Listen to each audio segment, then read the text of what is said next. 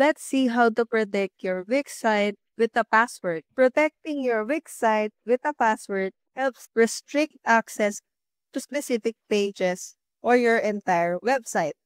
In this tutorial, we'll go through a simple step-by-step process to set up password protection in your Wix. First, you need to open your Wix account on your browser, and once you're in, go to the Wix editor and open the Pages and Menu section.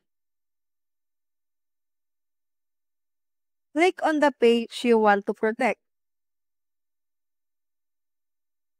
Navigate to Settings and then click Permissions.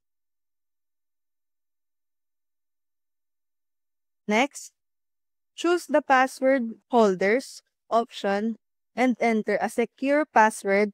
Click Apply to save the settings. That's how you protect your Wix site with a password. See you soon!